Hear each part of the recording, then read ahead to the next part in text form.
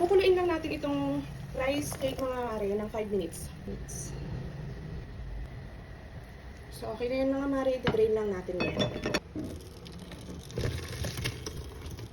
I-drain lang natin yan, tapos set aside. Naglagay ako ng panibagong tubig para sa sauce niya. So, gagawin na natin yung sauce. Maglalagay lang ako dito ng gochujang. Tansya-tansya lang to mga mare ha. Adjust na lang. Kung kulang pa, magdagdag ulit. Soy sauce. Tansya-tansya lang to mga mare ha. Brown sugar. Wala akong brown sugar. Ayun na to. Ilagay na natin itong rice cake. Isunod na rin natin itong fish cake kasi hindi pa naman natin ito napakaulaan. Pakuluin lang natin to hanggang sa lumapot siya. So, takpan na natin mga mare. Pag ganyan na siya kalapot mga mare, pwede na natin ilagay itong cheese.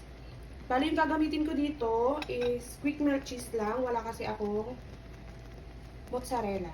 Pero okay na yan. Masyadong mahal si mozzarella. Yung mga ricado nga pala nito mga mare, lahat ng Korean food ingredients na ginagamit ko sa pagluluto ko, nabili ko siya sa, syempre, kay tindahan ni GK. Tindahan ni GK, bigyan naman. Takpan lang natin ito mga mare hanggang sa matunaw na yung cheese. Bali, quick melt naman yan, kaya saglit lang. Oh. Okay na yun mga mare. Tunaw na yan.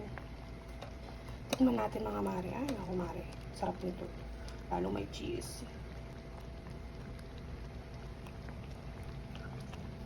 Bye-bye.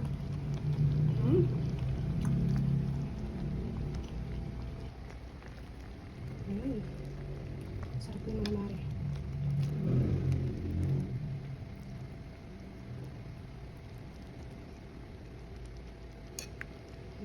Tayo na natin.